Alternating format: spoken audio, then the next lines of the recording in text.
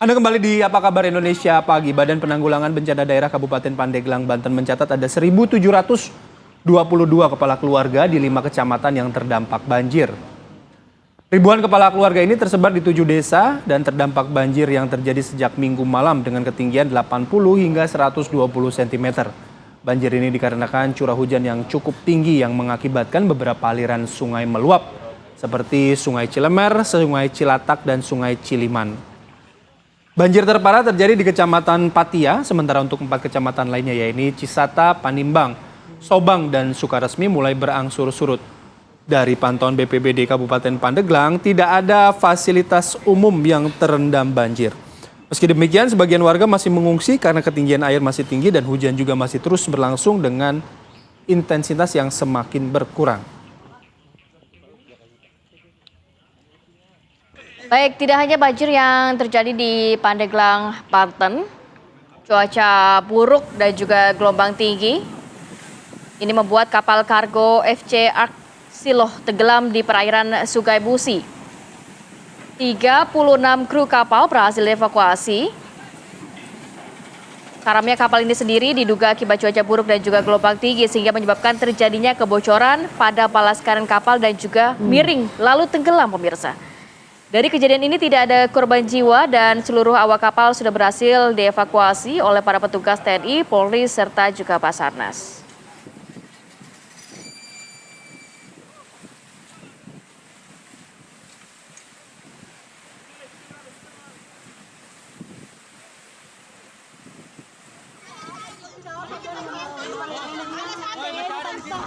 Ya, sementara itu 10 orang warga yang sempat tertimpa longsoran tebing setinggi 50 meter di Jalan Poros Desa Rompe Gading, Kecamatan Cenrana, Kabupaten Maros, Sulawesi Selatan menjalani perawatan intensif di Puskesmas Cenrana. 10 korban yang selamat dan berhasil dievakuasi ini mengalami luka ringan di bagian kaki, tangan, dan juga kepala. Namun mereka masih syok dan trauma dengan musibah yang menimpa mereka. Dari 10 korban selamat, 3 diantaranya adalah anak-anak berusia 2 hingga 8 tahun. Sedangkan 1 korban lainnya, seorang lansia berusia 70 tahun bernama Mimang. Selain itu, seorang ibu hamil bernama Hadijah juga berhasil diselamatkan dan menjalani perawatan. Sebelumnya, tebing tinggi 50 meter ini longsor pada Selasa sore kemarin, usai diguyur hujan deras.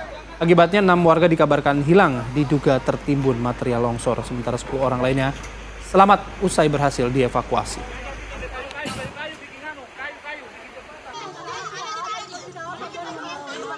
Nanti kita akan ajak pemirsa untuk memantau bagaimana kondisi terkini di wilayah Palembang dan juga Maros. Sudah ada rekan kami Syamsul Rizal di Palembang dan juga Wawan di Maros. Tapi kita harus hadirkan informasinya usai jeda berikut. Tetap bersama kami di Apa Kabar Indonesia Pagi.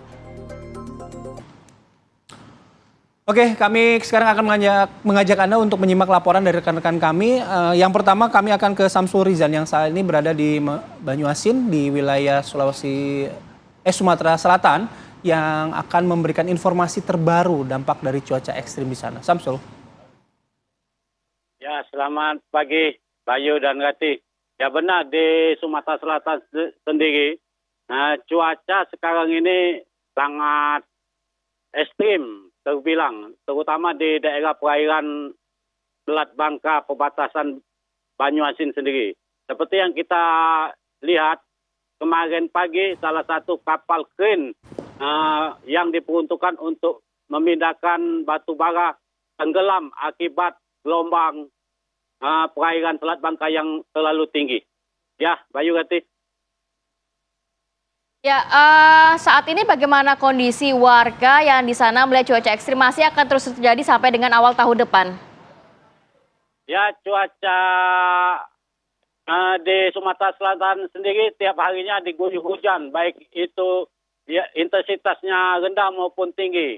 Seperti di Banyuasin. Banyuasin tiap harinya hampir diguyur hujan, membuat warga kewalahan. Bahkan diprediksi hujan turun ini untuk sampai tahun depan. Ya, Ratih. Apakah memang ada antisipasi yang baik dilakukan oleh warga atau pemerintah setempat terkait cuaca ekstrim ini? Ya, Basarnas Palembang sendiri sudah mewanti-wanti untuk warga terutama yang melintasi perairan untuk menghindar bila mana sangat tidak diperlukan untuk melintasi perairan. Karena cuaca di daerah perairan sendiri ketinggian gelombang dari 1 meter hingga 3 meter. Itu sangat berbahaya bagi warga yang melintasi perairan. Ya, Ratih.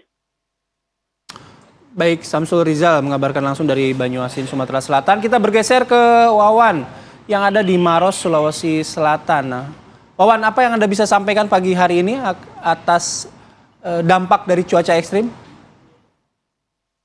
Baik, Mas Bayu dan Mbak Kamarati, dapat kami kabarkan hingga pagi ini masih terjadi hujan dengan intensitas ringan hingga sedang di seluruh wilayah Provinsi Sulawesi Selatan ini. Badan Meteorologi Klimatologi atau BMKG wilayah 4 Makassar ini memprediksi hujan ekstrim atau cuaca buruk ini terjadi hingga tanggal 2 Januari tahun 2023 mendatang ini untuk Provinsi Sulawesi Selatan.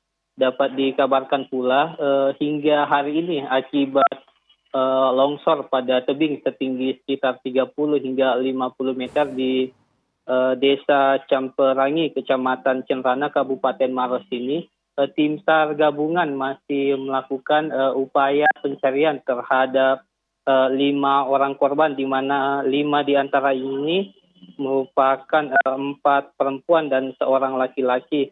Adapun laki-laki ini merupakan seorang anak balita bernama Celung, kemudian adapun wanita dari usia 16 tahun sampai 12 tahun.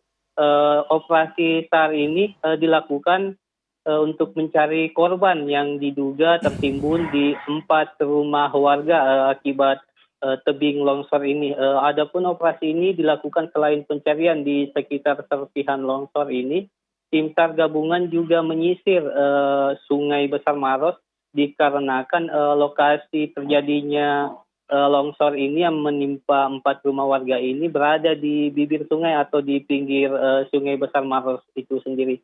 Adapun kemarin dapat kami kabarkan bahwa tim SAR menemukan seorang jenazah berjenis kelamin laki-laki. Korban ini bernama Ilham berdasarkan wajah ataupun pakaian yang dikenali oleh pihak keluarga. Demikian sementara yang dapat kami laporkan, Bayu. Ya, baik, terima kasih Wawan dan juga Syamsul yang melaporkan langsung dari Maros dan juga Banyuasin. Selamat bertugas kembali dan jaga kesehatan rekan-rekan. Ya, hati-hati ya teman-teman.